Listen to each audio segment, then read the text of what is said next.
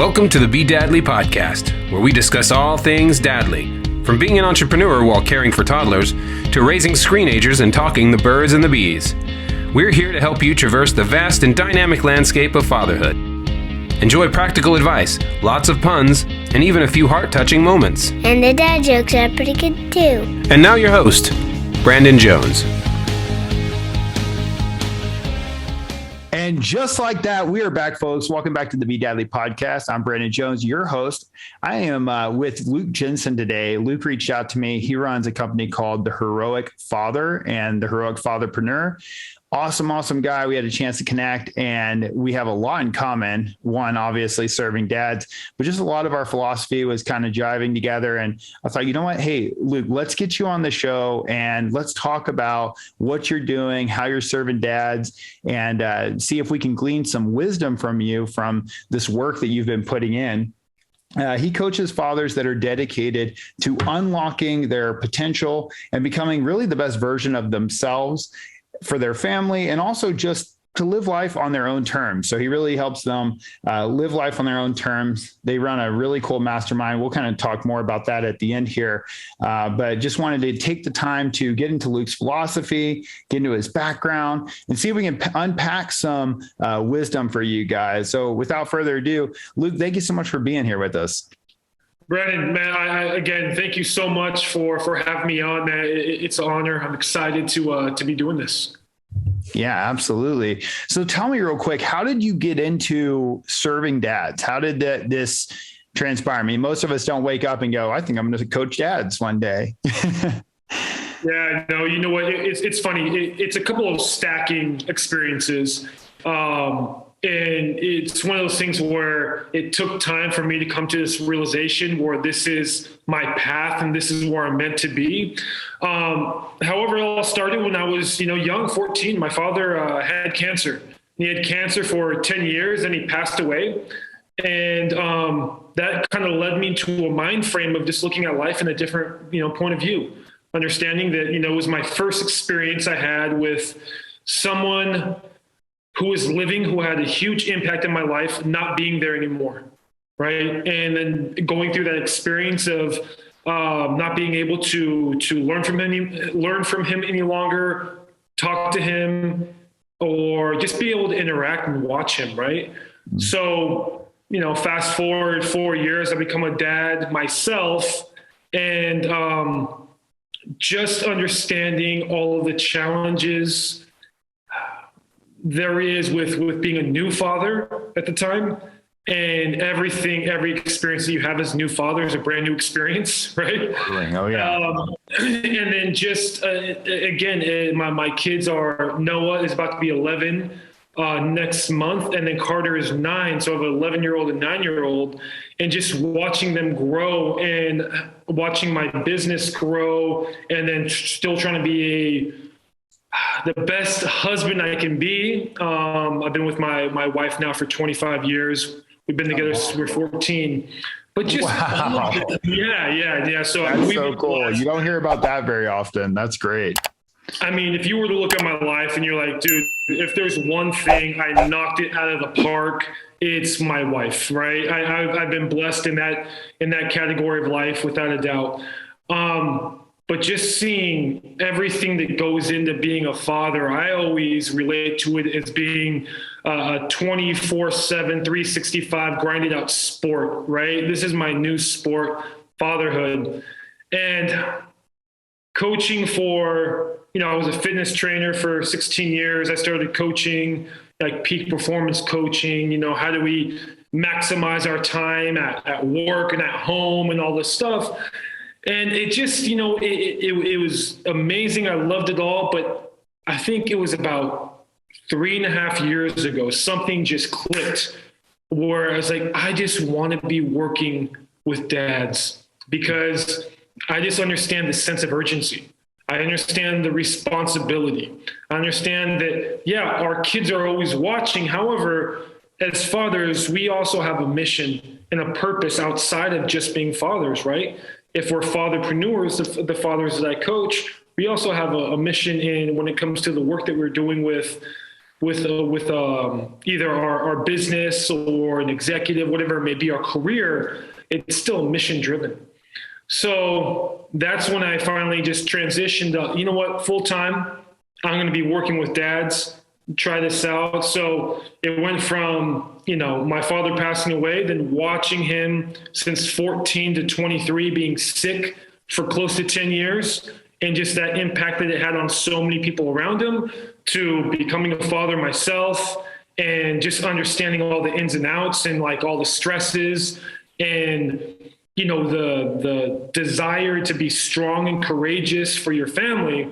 And then finally, like, you know what, this is where I'm supposed to be. I didn't even know it was a thing, dude. I was just like, kind of, I'm going to come up with this idea. I'm going to just work with fathers. It seems so limited at the beginning, right? When you're kind of like deciding who you want to work with, because like, I can help everybody, right? But for me, it was, this is just where my heart's at. This is where my mind's at. And I'm able to really, like yourself, really dive deep on the pains, the struggles, but also the joys and the strengths of what it means to be a father and to be able to serve other fathers. Yeah, it's such a blessing, this role that we have. And at the same time, it also calls for so much in us, right?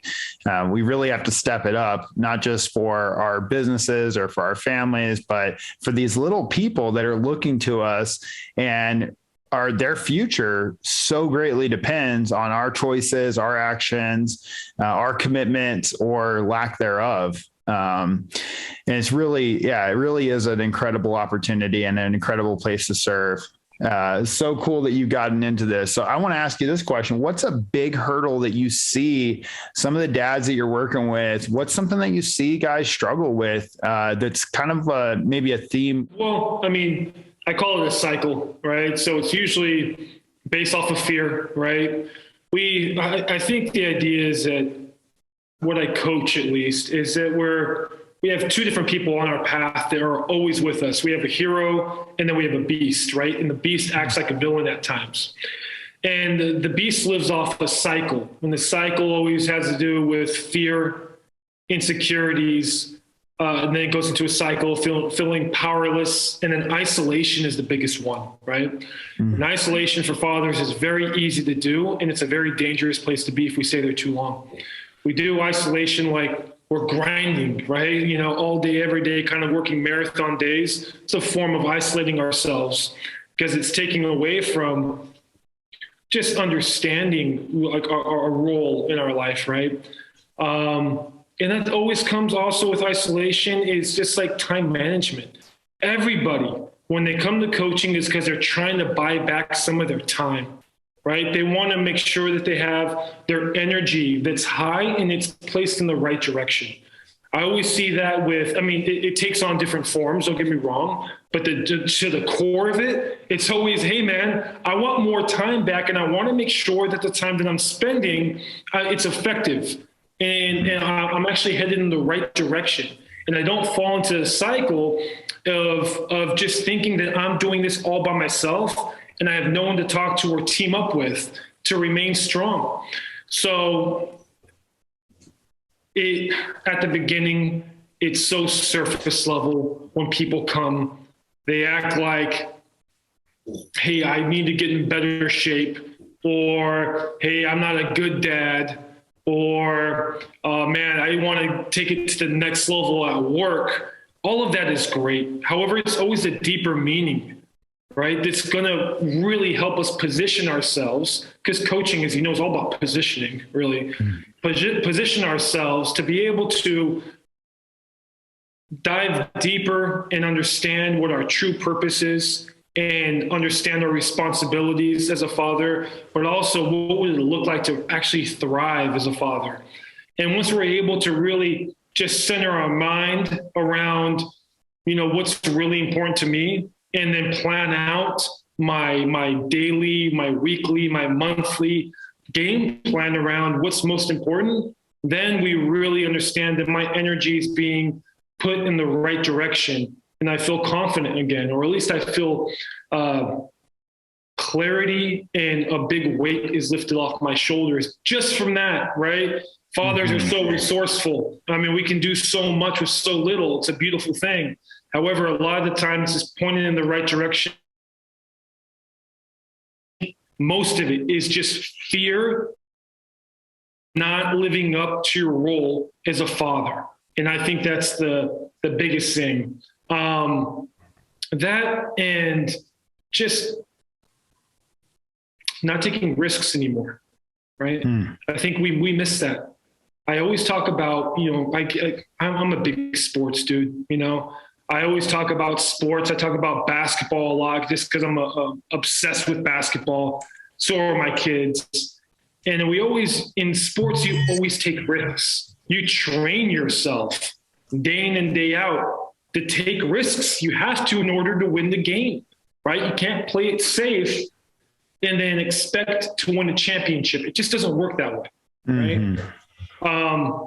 So a lot of that is fathers not knowing how to take risks anymore, calculated risks. So they're able to feel like they're in control again. So it's a lot of it has to do with fear. And then the other side of that, it's like, how do I take a risk that is going to allow me to grow, but also have some sense of certainty where I'm able to still protect my family. Right. Yeah. You said an interesting word there too that stood out to me, which was cycles. You said that, these cycles. Can you speak about that a little bit? Yeah. So the hero lives off a cycle, and so does the beast, right? The cycle is really living in two separate worlds, right? A big part of life is identity. How do we identify ourselves? I call where the beast lives the familiar world, right? And it's really the same shit, different day kind of lifestyle, right? And then the hero is I call the empire world. And that's the victory is earned lifestyle. And they're both different cycles that these identities that we live with day in and day out, they live by, they thrive off of. The beast in the familiar world wants to keep everything the same, wants to keep everything. They want to live with a certain level of certainty, right? Like I'm in control and I don't want anything to change because I'm okay with how things are, right? As we know as leaders, in order to be able to lead people, we need to be an example. Very rarely do you see someone who's living a familiar life, a same shit, different day, being a great leader, right?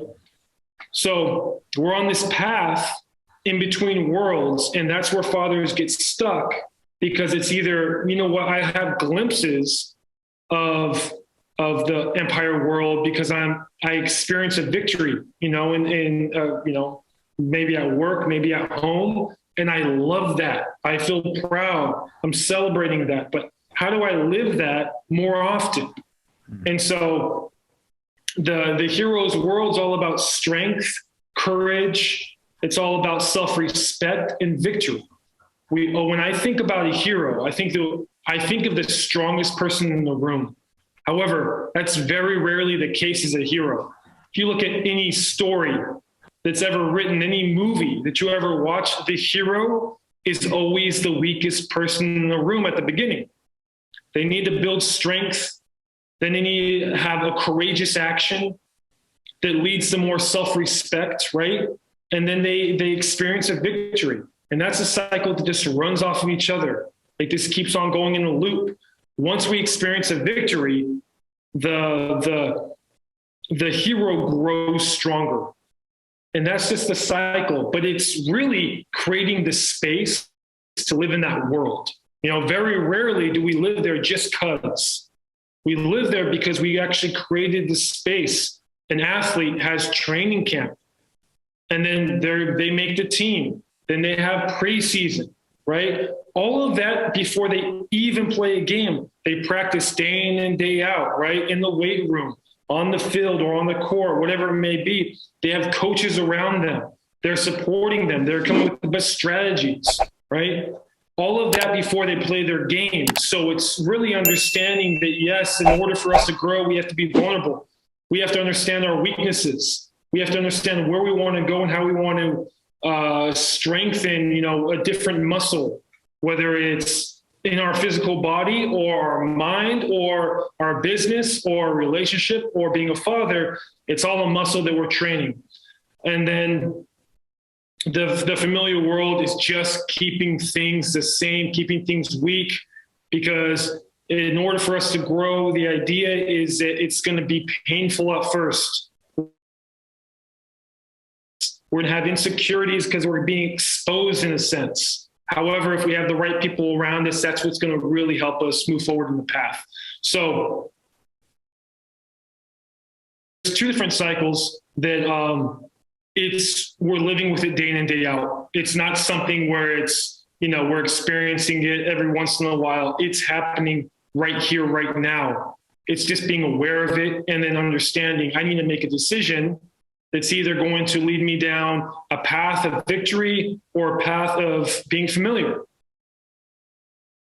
So it's interesting. It's reminding me, and I love this. I love this architecture that you have, because like you said, it's identity, right? So we need to understand, which role we're playing, right? It reminds me of almost like the hero victim, duality, but also there's some other parts that you're reminding me of, which is in Outwitting the Devil, which was a book that it basically was published after the death of who's the person that wrote Think and Grow Rich? Napoleon Hill. And then his family ended up producing Outwitting the Devil. And Outwitting the Devil, he talks about hypnotic rhythm and how hypnotic rhythm basically slowly slides you into this place you don't want to be. But it comes from getting kind of hypnotized with what you said, where I think you said same shit, different day. Yeah. Right. And you get caught up in this loop where you have the same cycles. And yes, we want consistency, but at the same time, we don't want consistency in the wrong ways, which happens a lot. We have those bad habits that are just staying with us. They've been there for a long time and we keep repeating the same pattern. Our week looks the same. We're not getting new output, but we have all these ambitions. We see those glimpses of what we want, and then we're stuck in that hypnotic rhythm, which is, by the way, I have a French bulldog that's apparently choking on a bone over here. She's so cute. I don't know if you could hear that in the background, but she's she's just over here hacking up. But yeah, the hypnotic rhythm, I remember learning about that idea. And I was like, man, that's a really powerful, even just those words, hypnotic rhythm. It makes so much sense. The other part is that you're reminding me of is David Eagleman is a guy I met. And he's this really talented scientist, and he was trying to figure out why some people believe in certain experiences that time seemed to slow down. For example, you get into a car accident, people a lot of times will report it seemed like things went in slow motion. Mm-hmm. And so that made him wonder, are we really slowing time down? Are we perceptually slowing time down? What's happening that causes a person to think that time has slowed down during these events? So what they did is they brought people up, and I forget how tall it was, but I'm going to say it's 100 feet drop. They put people on this stand and they gave them a little wristband that they had to read while free falling. Now, if you could read it, then time slowed down because it was moving at a fast enough pattern that you can't read that you couldn't read the band unless you were actually able to get the scenes to slow down enough that your brain could process it. So then they would drop people off of this thing, and as they were falling, they'd try to look at the bracelet and see if they could read the message. And it was all to see, is it really slowing down, or what's the experience that's happening, and et cetera. And so one of the things that he figured out, though, in conducting a series of experiments, and that was just one of them, was that when we have these peak experiences, okay, like a hero's journey, similar to what you're talking about, where you go out and you take calculated risk, but you put yourself out there and you have to build on things. You're exposing yourself in certain ways. You're exposing your vulnerabilities, and you're going out there and creating new strengths, and you're bringing back the boon, I think, as Joseph Campbell called it in The Hero's Journey, right? You're bringing back that prize or that principle or that lesson that you've learned that's going to ultimately up-level you through life. But But when that happens, there's this fear. So what David Eagleman talked about was when you have these peak experiences, you imagine the little graph that shows you your life, your lifeline, basically, right? It's a little beep, right? And shows you the little heart rate variability kind of measurement. Whenever you see those big peaks, he said those are similar to like things like vacations, memories, things that will stand out to you. If you look back in your life, it all looks like a blur, but then there are these big peak moments. What's in those peak moments that actually more of our brain, especially because of they're typically novel, they typically have some form of excitement, sometimes even a little bit of fear, et cetera. But because they're so novel, more of our brain is awake. And because more of our brain is awake during these novel periods, time seems to slow down. It's only when our brain has mapped certain patterns that it starts to reduce its thinking, and it ultimately makes things seem faster. For example, if you go through a week where you do the same things every week, you're at a job that you have where you just do a very simple task and you do it repeatedly and you do the same thing every week. It's easy to get to Friday and you go, I don't even know what we did this week. I mean, it just like blew by. Time blows by. And even, for example, for little kids, well, how long is 5 minutes to a child? It's forever. They're like 5 minutes. I can't wait 5 minutes. But to a grown, or especially an older person, 5 minutes, oh my gosh, it goes by so quickly. So I love what you're saying here, because here you're saying, hey, let's intentionally get into that that heroic us, right? That's here for us, who's going to put himself out there and going to break out of the hypnotic rhythms that he keeps finding himself in that just aren't taking him where he wants to go.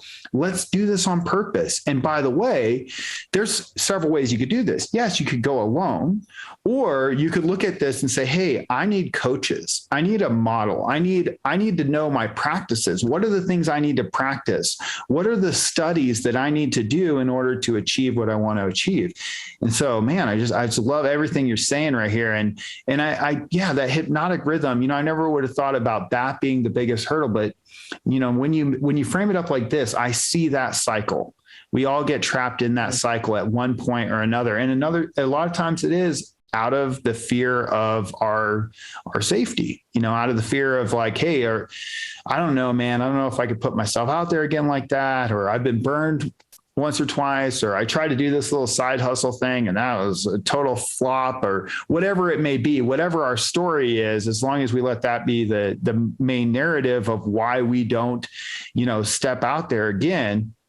But man, as I say that, I'm like in my head going, we only live once, maybe we don't, but either way, this is your lifetime. Like, take advantage of it. What will you do with this beautiful, amazing life? I think that was a little quote I saw on a gift card one time. What will you do with this beautiful, amazing life? So, so cool, man. I just love all that. And I love that you have identified these beast hero archetypes. Are you familiar with the story of the two wolves? No. Okay. So this totally was reminding me of the two wolves. This is a Native American tale. I don't know how authentic it is, but I remember hearing about it before. And essentially it's the story goes like this. There's a young boy that goes to the chief, and he asked him about life, apparently. The chief says, whoa, do you know about the war between the two wolves? And he says, no. He says, well, the battle of the wolves is that inside of you, there is a light wolf and a dark wolf. And both of them are at a constant battle. They are constantly fighting. And the dark wolf is battling, and he's fighting with fear, anger, all these negative emotions, lust. He's very seductive. He's got all this energy, but a lot of this energy is very dark, right? And the light wolf is with strength and courage. And it's all about, victory, like you're kind of saying. It's a very, very similar idea. And this wolf is constantly having to battle the dark wolf inside of you. And the boy says, well, which one wins? And he so wisely says, the one you feed. Oh, wow. There you go. So which are we nurturing? What are we nurturing right now? Are we nurturing this beast? Are we in the cycle of the familiar world? Same shit, different day. Is that where we're at? Or are we feeding our hero? Are we giving it those nutritious bars where we look back on our life and say, hey, yeah, blood, sweat, tears, all the stuff that I had to do, it was worth it. It's what gave me the greatest values, the greatest virtues. I will put myself into the ring again and again and again. I will recognize that I will never be exonerated from the struggles, no matter how high I get to, so too will my challenger, right? And I remember this from learning a little bit about the Kabbalist philosophy, or really religion. They talk about how the challenger, that we're gifted, they think of it as a gift, that the ego is actually the challenger, and that's a gift to us, but it grows in proportion to the spirit. And I've seen this play out in my life. The bigger I become, the greater some of the challenges I face. The universe says, hey, I see that you are now bigger and greater, and you can deal with, a flat tire. Okay, now you got that one. You can deal with a broken car. You can deal with this. You can deal with that. You can deal with a failing company. You can deal with, COVID. You can, it's just going to keep putting stuff on me saying, hey, can you step up to the plate? And I recognize and accept I'm not going to be exonerated. No matter how high I get, I will embrace the challenges that are going to come, because they will come, because life says, have you figured it out? And if so, let me throw you the greatest lesson you'll ever, or the greatest test that you've faced. And that's how it seems to go for everyone. Every time we think we're there, here come the new challenges. But to have people like you on their team, and to have just a group of guys that are going through it too, that just sounds really, really, really, really powerful. So commend you on that. And yeah, man, I don't know, before I move on, if there's anything that stirred up for you, and I was going to get into another question for you. No, it's beautiful. I think is that they need each other, right? The beast and the hero both need each other, because it's the idea of, this is how we grow. We're here to evolve. We're here to become. And like you're saying, whatever you feed will grow. That's the challenge, is what will you feed today? Are you going to be feeding this wolf that's same shit, different day, or this wolf that's understanding that victory is earned? I love that story, man. It's beautiful. It's such a great example of understanding that we have a decision, right? It's a choice. Do we feed a wolf of growth, or do we feed a wolf of familiarity? Excuse me. But it's like they both need each other. So what do you say to a guy that's stuck, that's kind of like, hey, I get it, I hear you, I want to feed that, but man, I don't have energy, or man, for something's going, there's just so much on my plate. Like, I don't know how I could get there. Like right now, I just feel like that just seems beyond me, because I'm overwhelmed already. How can I add any more in? What would you say to that man? Yeah, I would just let them know, first of all, a big part of what we do is exercise. We need to train our body, right? The idea, again, with these peaks, if we're training ourselves for intensity, then our body's internalizing and understanding what intensity actually means. And that's how we get stronger, right? Our body and our mind, it's the same deal. So the idea is that we want to make sure that we're training ourselves in the way that we're going to grow. So again, usually people who feel as if that they're stuck, it's because they're sitting, right? They're staying stuck. They're not moving. Right? Emotion comes from motion. So the way that we move our body dictates the way that we feel. If we're moving our body in an empowering way, we're going to feel that. I feel empowered. Then I'm going to start thinking of possibilities, rather than like, man, this is just how things are, right? Same thing. Hero thinks of possibilities. The beast thinks of just, this is how it is. This is life, right? So the very first thing I would have them do, or how we do, is we need to go straight to the body. We need to exercise. We need to make sure that we're training ourselves for this sport of being a father. And then keep everything simple. Very, very clear, very simple, right? Complexity is the enemy of execution. A lot of the time, we think things are a lot more complex than what they need to be and what they really are. So if we can simplify our lives, that's how we gain more control. When you gain more control, that's how you gain more energy. When you gain more energy, that's when you gain more time back in your life, because you're able to think from a completely different point of view than if you were just feeling stuck or feel like, man, I got so much on my plate. You know what? I just can't think of anything else but what I'm doing. Sometimes, Brandon, life is that way. That's okay, right? It's a season. And we need to understand what season of life that we're in, and how do we fully execute? How do we fully immerse ourselves in the season to understand that I need to learn something from this? I need to make sure that I'm also growing. Yeah, I want to do this one thing where I want to be, with this group of men that are growing and they're doing so much for themselves professionally and personally. However, right now I have so many things on my plate, I just can't. What's the game plan to get you there, right? Because there's stuff that we can do right here, right now, that's going to free up some time. And it's just about correcting the way that we think.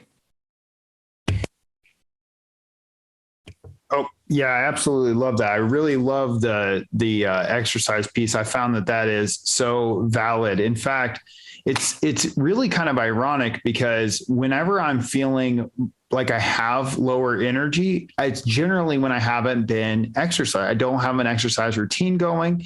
And next thing you know, I start getting groggy. And especially my excuse for not exercising, right? That's a common one I think we all use is, man, I've just had so much work. Like I've been trying to unbury myself out of work. And it reminds me of the story where the guy's sawing on the tree and his blade's all dull. And the guy walks by and he says, hey, you might want to sharpen your blade. He says, I don't have time to sharpen my blade. I've got to saw this tree. So it's kind of like that. It's like, I know that the exercise is what gives me the energy and the focus. In fact, there's I'm not going to be able to get the exact numbers, but it's something like if you give 10 to 15 minutes of movement, of your body's movement, you get these same neurotransmitters firing that you would get if you took Prozac and Ritalin. Wow. And so literally the things that would make you feel relaxed and focused can come from movement, come from exercise. And it's like I remember the guy that said it, he said, it's like taking a little dose of both of those, like a dose that's not going to make you feel any side effects whatsoever. It's 100% natural. It's just 10 to 15 minutes of movement. That's not a whole lot. I mean, that's a pretty easy amount to do. If I set a timer on my phone and I just get that movement in, whether that's body weight squats and, some push-ups and maybe some planks, maybe jogging in place. It could be literally next to my desk. I could literally take that much time and knock it out. And I love how that's like, well, that can at least get your brain back into motion and get you into energy. I hope I'm not breaking up in there. But another thing that it reminded me of too was that when it feels like we are so overwhelmed, you mentioned what's the game plan to get you to where you could do something like that. A lot of times I talk about what we stop, because one of the things that I notice is we get into this start mode. Am I breaking up? By the way, I can see my cameras. Okay, so the audio is good. The visual is really messing with on my end. So we get into this mode of start.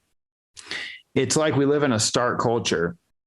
When you talk to somebody like, oh yeah, I'm about to start learning Spanish. I'm about to start journaling. I'm starting a new exercise routine. I'm starting to go to this yoga place. I'm starting to wake up at 5 a.m. I'm starting to read these books. I'm starting. And I'm like, man, what about stop? We get so focused on all these things we need to start doing that we miss the opportunity that stop has. And I remember reading in a habit book, they were talking about how stopping has a bigger and greater impact than what you start. And it usually delivers results faster. Now that's a huge leverage point especially for the American culture, where we do have this hustle mentality. What you're stopping has a bigger impact than what you start. And this is the way it was explained. Imagine that you wanted, for example, to lose weight. you could start exercising 5 days a week in hopes that you burn about 500 calories each time you exercise. And say you're burning around 2,500 calories. Well, you're almost going to burn a pound a week, right? Now, to do that, you got to go get a gym membership. Maybe you started at home. That's fine too. But you got exercise clothes. You got your time commitment of an hour a day, whatever it is. So now you're at 5 hours, whatever clothes you needed. And maybe you went and decided you know, a lot of people do. They'll say, I need a gym membership just so I can go there and get committed. And once I get there, I'll do what I need to do. So now we're at a commitment of time, energy, and money, where if I decided to stop eating 500 calories each day, I'm not spending the money on those calories. I'm not spending the time eating those calories. And I'm basically getting to the same net result, which is that I burned or I reduced my caloric intake by 500 calories a day, and I might lose a pound a week. And did I do it? Was it easier? Was it easier to start a 5-day workout routine and all of those things, or to stop consuming the thing that I know I shouldn't be eating each day? And I mean, that could be a couple sodas. Who knows? I mean, that's not much. It's not that difficult to cut out 500 calories, especially if you have a poor diet. You can easily cut out those calories from your diet each day. And so anyway, that's another thing. It's like we're overwhelmed, we're stuck. Well, what are you doing that you could stop doing that would return that energy, that time, and that money? So a big part of that too. It's just like, I love the idea of being able to self-reflect and, like you were saying, stop something, but really what's draining my energy, right? There's a reason why I don't have energy right now. And just because if I start doing something else, that doesn't mean it's going to take care of what's happening right now. I need to really understand I'm working a game plan, whether I'm aware of it or not. If I'm not aware of the game plan I'm working, meaning like what I'm doing day in and day out, what I'm practicing and how I'm training myself, then that's where a good place to understand, like, I need to know what I'm doing in my day-to-day life. It's like where I'm giving my energy away. And then, like you were saying, how about we start with a tighter game plan? How about we really understand that the bigger return I will get because of I'm just hyper focusing on small principles rather than, it's like trying to hit the grand slam when there's no one on base, right? It's just like you have to really understand what's happening right here, right now, before you can even grow and do something and be fully immersed into the next step of whatever you're trying to achieve. Yeah, it reminds me of I used to perform, and I haven't done this in a while, but I used to perform time audits and see how am I spending my time. Yeah. I remember one of the funniest insights I had in performing one of these time audits was that I had been spending, because I had an hour commute. Actually, the funniest one was how much time I was spending in the bathroom. That was a very interesting one. I was logging my time and I was like, man, why am I spending so much time in the bathroom? We're talking like a half hour each day. It seems unreasonable. Like, where's this half hour in the bathroom going? But what I realized is that it was one of those places I could get away from my kids and my family, and no one could really argue. They're like, where's dad? What's dad? You know, and I'm like, I'm in the bathroom. And then of course it was like, we'll just wait till he gets out of the bathroom. So it's totally a fair place for me to have my own space. And I remember at the time I was doing an hour commute to work and an hour back. And then whenever I got home, I was on dinner duty and like helping with the kiddos. And it just seemed like there was almost no me time. So sometimes I'd find myself in the bathroom just taking 10 minutes and now I'm reading something or doing something while using the bathroom. But most of that time is not using the bathroom. We know I could get down, get up and be done in like 2 minutes. Why am I spending all this time in there? And so I had that insight. The other one was this hour commute. I realized that during this commute, I really wasn't doing much. I was listening to a little bit of music. Sometimes I listened to a little bit of a podcast, make a phone call, but it was really just there was no focus. And so I decided to focus my commute, and I started calling it Car University. And I gave my Tundra the university, thing. And it was like, okay, well, I'm going to put these books in. And I started listening to really great books. I listened to Principles from Ray Dalio, which is a great book. Really enjoyed that one. I was actually kind of sad when it was over. And I also realized I could never have read that book. It was a little, wouldn't have been the kind of book that I could sit down and read, but listening to him narrate it, I really enjoyed that. Scaling Up from Vern Harnish and some of those principles were awesome for business, really important for me. Rocket Fuel was another one, really great book, and got to listen to all these great books on business and philosophy, and listen to Peter Senge and The Fifth Discipline, and really just great books. And it was because I focused my time. I said, what am I doing with this time that would otherwise be somewhat wasted? I'll never get those 2 hours a day back. This is 10 hours a week. This is 40 hours a month. This is a full-time job. This is maybe not 40 hours a month. This is a part-time job, I should say, but it's a part-time job in my vehicle driving myself. Why don't I make use of this time and get it to where I feel a benefit? And honestly, I would get excited about my commute because I'd think, oh, I'm about to get into that chapter that we had just opened up, and I can't wait to hear how that works, And so anyways, it became a great place for me. And it all came from looking in and saying, hey, where am I spending my time? How am I losing it? How am I investing it? Where's it being spent? So love that. I love that. I love how detailed you were with just really time auditing. It's huge, right? It is funny when you look back and you're like, oh my gosh, this is what I'm doing. However, you're understanding the deeper meaning behind why you're doing what you're doing. And that's where the power is, because then you can shift it into something else. If you're just doing things and we're being mindless, then that's where we get into trouble, right? We need to be mindful of the things that we're doing and then understand why it's happening, right? Mm-hmm. And then you're able to I could probably use this time and use it a little bit differently to either tell myself what I'm going to be doing. Hey man, you need to chill out. So you're going to go, I don't know, for a walk, meditate, whatever it is. Or you're instead of scrolling through social media nonstop, right, 30, 45 minutes because you want to just check out. It's you can do something better with your time. Mm-hmm. There's always an alternative when you're able to look at the deeper meaning of what you're doing, and then you're able to make it your own. That's what's so powerful about it as well. I love the idea of time auditing. Yeah, the time audits were huge. And one of the things I figured out was I was spending my time in the evening, last few hours of the day, calling it me time, which is very popular, very common thing to dub it me time. But the truth is that I was really wasting that time. Maybe I was decompressing a little bit, but not decompressing better than sleep would. It was sleep would be the ultimate decompression. So why not just go to sleep? And what I ended up doing is I stopped spending the time in the evening and started investing the time in the morning. And I saw that distinction that in the time in the evenings, when I was calling it me time, I was looking at YouTube. I was researching politics that were making me so angry. I was sick to my stomach. I was, really just not very happy with how I was spending that time.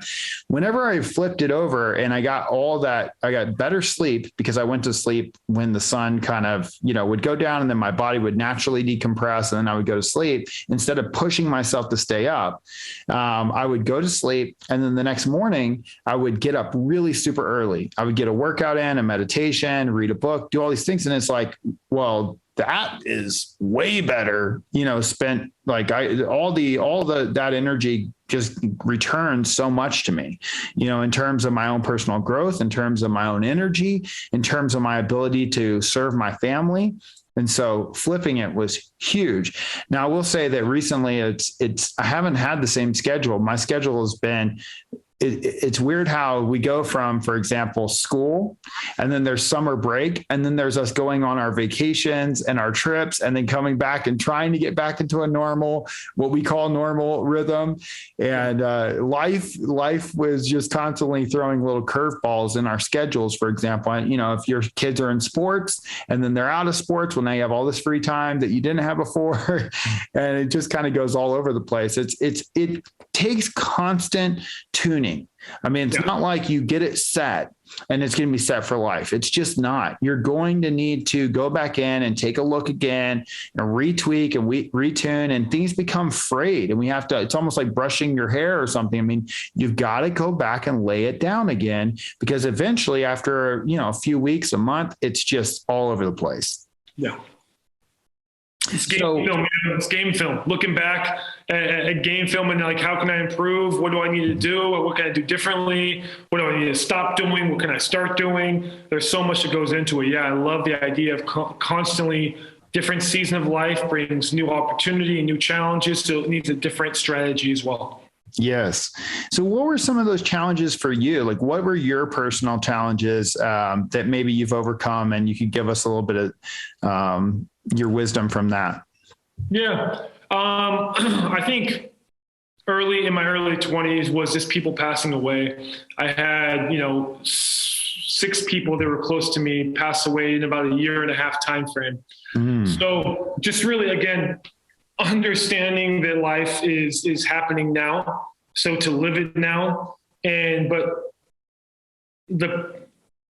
being able to understand that I need to take away what I'm learning from other people and apply it to my life, not take a relationship for granted, and not even like really understand the meaning of our relationship and identify what I love most about this person, and then what excitement it brings into my own life. So really, at the beginning is just understanding a philosophy, but also a deeper, like, emotional set of what it means to be in a relationship with somebody.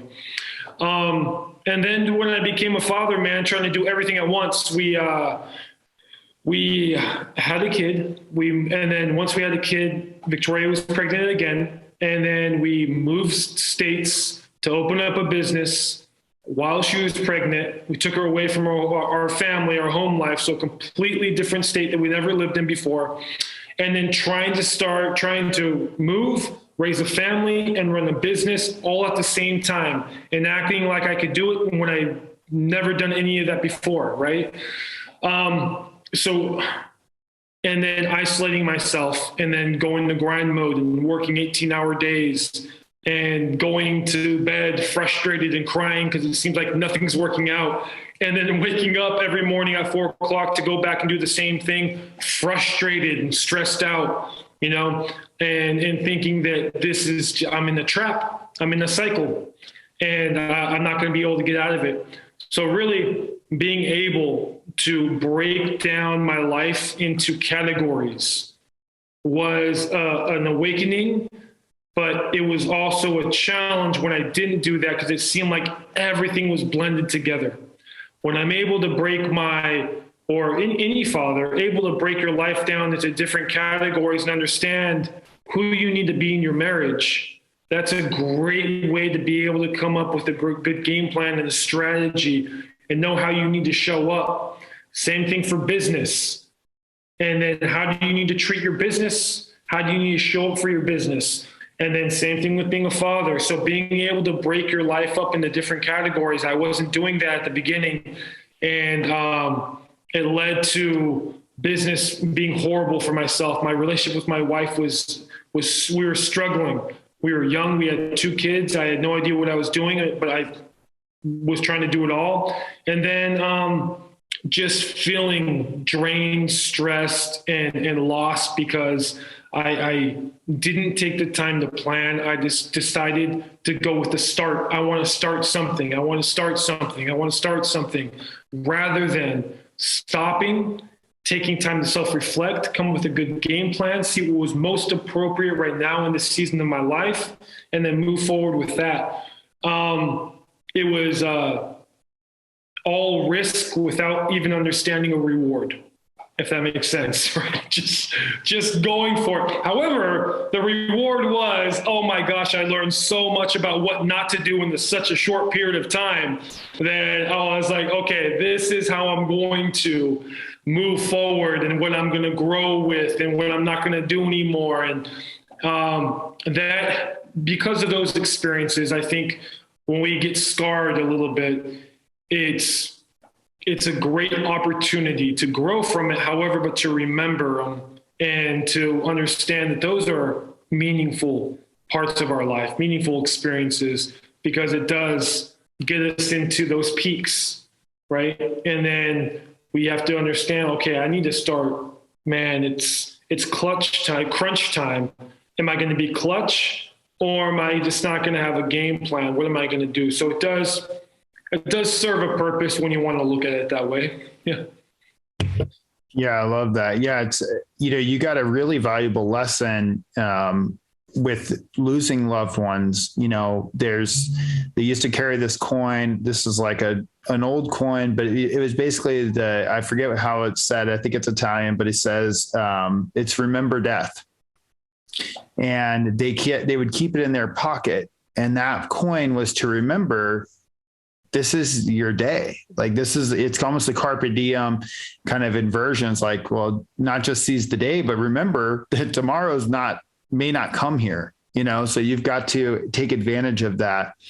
So that's a really valuable lesson, is to, witness people's lives and see that season end for them and what that meant to you. And then make sure, when I turn to these others, these other relationships, these other people that come into my life, my own life, I need to focus on what matters. Like I need to focus on what I really care about. What do I value about this person? How can I spend more time with them, or how can I spend better quality time with them? And so what a valuable lesson.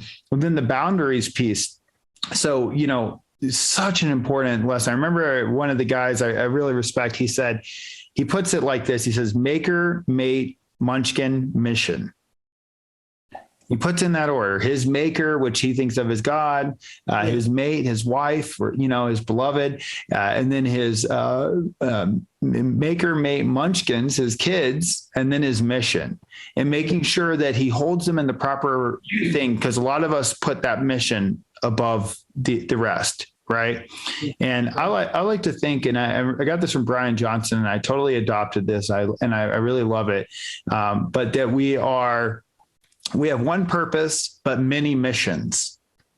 Throughout this life, we are going to have a lot of missions with our spouse, missions with our children, missions in our business, missions as men, right? Missions as fathers, as sons, etc. But we really have kind of one purpose. And that one purpose, at least as far as I've come to understand, is to grow, is to help serve and to continue to grow. It's something inside of us, our DNA. It's almost like if you think of a plant, how do you know a plant is doing well? Well, it's verdant. It's giving off fruit. It's continuously growing. It's willing to shed what's no longer serving it. It lets go of those limbs that are not giving it life anymore, and it continues to grow. It's only when it stops growing, starts wilting, and stops shedding those things that it's not really looking so hot. When it's holding on to things that it really doesn't need, and it's not producing. So it seems like life, at least demonstrated in the platform, and then ultimately, I think demonstrated in our life, is that we are here to grow and to give and to bear fruit. Yeah. And to do that, we got to reach deep, deep, deep into the soil and grab all the nutrients we can, and to focus on, creating fertile soil for us to be in. Something like your men's group, for example. Imagine how fertile that soil is to be able to reach in there and ask these deep and profound questions that could lead you to greater insights and get that kind of support. It's huge. It's absolutely huge. And so, so it brought up all that, but I wanted to ask you on a practical level, because now you've got this wisdom about you, about these boundaries. What does that look like practically? Like, and I mean, like literally in a schedule term, how do you separate and give your wife, for example, the kind of quality time she deserves, and give your kids that quality time? And what does that look like for you to hold those boundaries, practically speaking?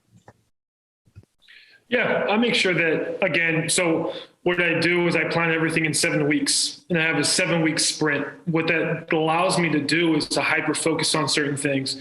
And I always theme it, right? Because I always figure, well, it's about becoming, not so much about doing, like doing stuff.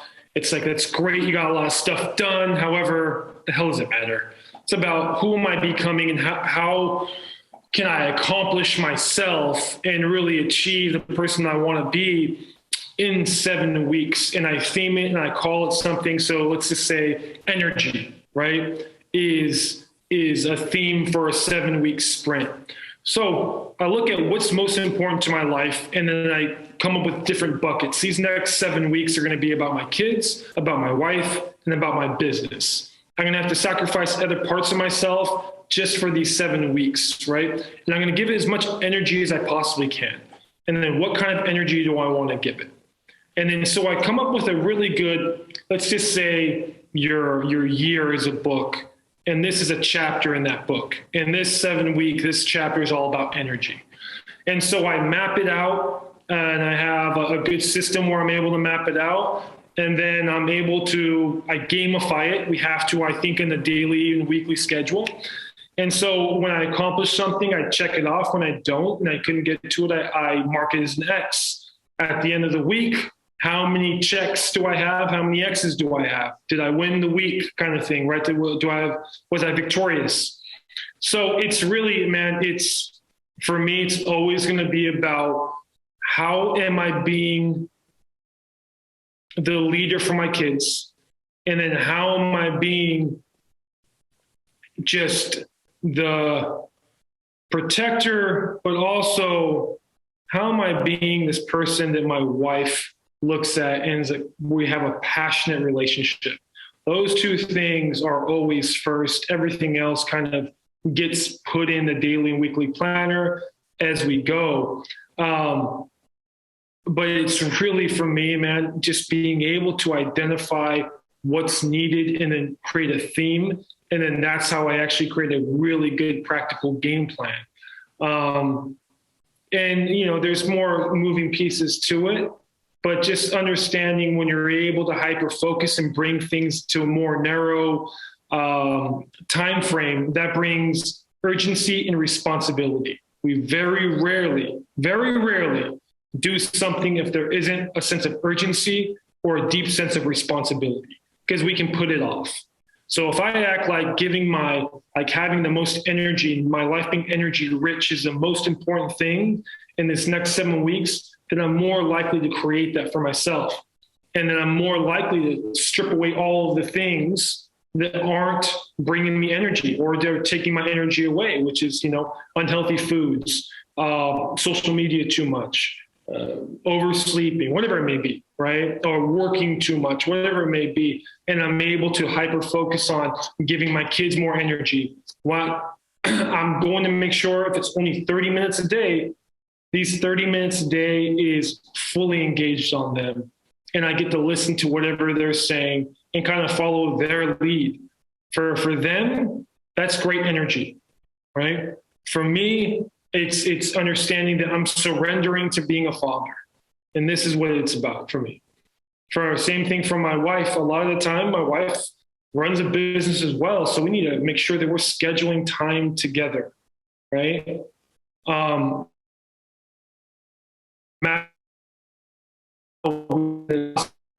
Get in the mind frame and live intentionally. So yeah, I like that. Will you repeat that for me, Luke? Because we lost connection for a second there. Oh yeah. So every Sunday morning, being able to map out my week, so I have an intentional week when it comes to time with my kids, time with my wife, and then what needs to get created for my business. How do I serve the fathers that I'm coaching at my highest level? So simplifying my life allows me to feel brilliant and allows me to feel like I'm in control. I love that so much, man. There's a distinction that you said that I can promise you we could be friends 5 years from now, and I'll say that back to you. But you said, and you'll be like, man, that one really stuck with you. It really, really did. So you said it's about becoming more than it's about doing. Yeah. It's not really about doing, it's about becoming who you want to become. There's, you're going to do things, but that's not the purpose. I really loved that distinction. That really, like, just as soon as it burst my consciousness, man, that is one I'm going to stamp in there. That's good. Well, and yeah, it's a simplification thing too. Have you read the Checklist Manifesto? Yeah, I have. So good. Great. Yeah. Is that a tool? I think it's a tool, Gawande, or I'm going to mess up his name, but that Checklist Manifesto was so interesting. I keep a checklist. My journal is literally a checklist. That's how I do it now. And it's all, I haven't done the X's. I like that X if I haven't done it. But I do these every time I create a list, I put a little check box next to it, because I love having the check box. Did it get done? Some people just strike it through, and that's fine too, but I really love the check box. I love getting things done, but more importantly, I love knowing that these are the things. These are the 3 to 5 things, not a whole lot. These are just a few simple things I'm going to make sure I nail today to win this day. And there's another one that the other thing that I love is I'm hearing this almost this recurring theme. You're talking about winning, and there's this great acronym: what's important now? Oh, there you go. Yeah. To win, what is important now? So I know that I'm focusing my time, my energy, my brain, my spirit on what is the most important thing right now for my family, for my life, for me, and to win, to really win, I can use that acronym. What's important now? So love that. I'm writing that right now. So want to ask you one final question, and then I want to give the listeners the opportunity to connect with you and really to take you up on these 7-week sprints. I also loved that. I love the idea. 7 weeks is just not that. It's just the right amount of time. I love the mix you get there, because it's enough that you can do you can do quite a bit in 7 weeks, and it's not overwhelming. It's not a full quarter. It's a half a quarter. You can have a full, you can literally at the 7-week mark, you can reflect, where are we at? If we wrote a quarterly goal, now we really know how far are we, what's our status? Are we behind? Are we ahead? Where are we at with this quarterly goal? So I love the 7-week sprint thing. So my question for you, this final question I want to ask you is, what would you say your deepest message to fathers out there is? What do you really want fathers to know? And how, what's your deepest message to a dad out there? Yeah. It's almost like an affirmation for me. I always say, be your hero, right? Know your path, earn your victory. So be your hero, know your path, earn your victory.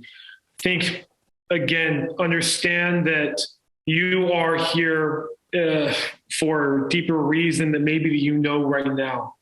And yes, it is to be a father. Yes, it is to live this life mission. However, you get to decide what that means to you. And understand that with every single hero, there's always going to be a beast or a villain that it's going to step up to the plate. As you grow, like you were saying before, the responsibility or challenge is going to show up, and it's going to be so great, right? It's going to seem like it's almost impossible. However, if you understand that I'm resourceful, I understand that I have the strength, all I have to do is act courageously, then I'll be able to overcome. And then know your path. Understand that in life, there's, like you were saying, different missions, but there's also a purpose. With that purpose, it's really to understand that this is for me. This is my expression of my spirit just being expressed to the outside world.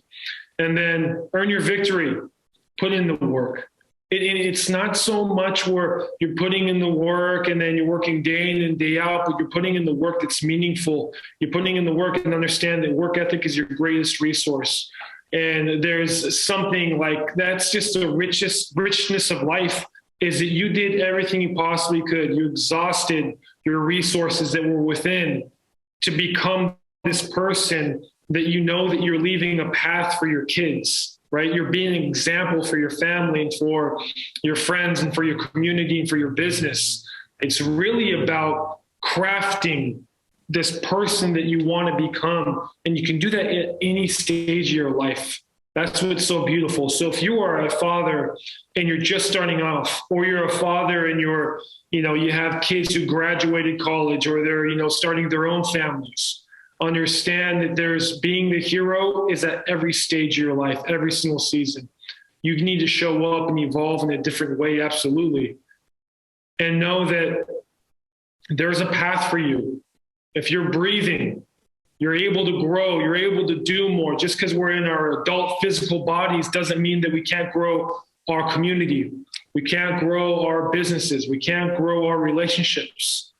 And then understand that victory is earned when you put in the work, when it comes to whatever it may be, business, your intimate relationship, being a father, being a good friend, leaving a legendary impact, is when you put in the work. That's where you find our victory. Our victory is earned. Our victory is ours. Absolutely beautiful, man. Thank you so much for sharing that. Folks, I hope you can see why I like Luke so much. So much good stuff here. So Luke, you're at theheroicfather.com. You have these 7-week sprints. You facilitate a mastermind for fathers, just like dads that are listening to this. You facilitate this mastermind group for them. And guys, Luke has been generous enough. He's given us a 14-day trial. If you want to try it out, maybe this sounds like the kind of stuff that you need in your life. Maybe it sounds like the kind of stuff you'd be interested in, or could help you on this path to your fatherhood journey. If you'd like to try it out, there's a code when you sign up. You're going to use BeDadly. Use that code and you'll get a 14-day trial. See how it goes. See if you like it. See if this is the kind of group that you need in your life to get to that next level. Obviously, you have a fantastic coach here with Luke. He's really, you can tell his heart and spirit's in it. And Luke, I just want to tell you from the bottom of my heart, thank you, man. Thank you so much for doing this. Thank you for offering this to our community and for joining us on the podcast. I got a ton of gold out of this, and I have a little page of notes here that I love. And if, with your permission, I'd love to use some of these quotes when we're promoting this podcast on our Instagram. I hear that be a hero, know your path, and earn your victory. Yep. Would love to use that. There's just some of these sound bites are so good. It's about becoming, not about doing. I love it, man. There's a lot of good stuff today. Really just want to say, like I said, thank you. Thank you, Luke. No, Brandon, again, thank you so much for having me. Again, this was a lot of fun, and whatever you want to use it, man. I'm here to serve. I'm grateful to be in your presence, and I'm part of this conversation. Awesome, brother. Well, we'll do a lot more in the future. And thanks again. Listeners, I hope you enjoyed this today. Go to heroicfather.com to learn more. We hope you've enjoyed this episode. If you've received some value from it, please share it with other dads and consider leaving us a review on your favorite podcast platform. And we'll see you in the next episode. Looking for support with your fatherhood journey? Go to BeDadly.com and take our Dadly Disposition quiz and learn helpful insights on how you can overcome power struggles with your kids.